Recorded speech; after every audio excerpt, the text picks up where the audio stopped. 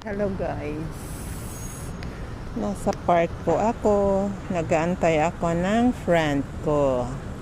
Dito sa Taiwan guys, pag wala kayong service, pwede kayong nito ng YouBike. Pero dapat guys, may card kayo. Mag-download kayo ng YouBike.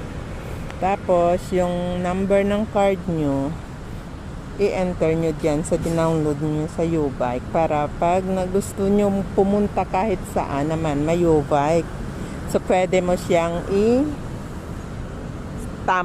dito sa ganyan. Dito mo siya itatam para sa niya, magagamit mo na yung YouBike. Pero dapat naka-registered kayo.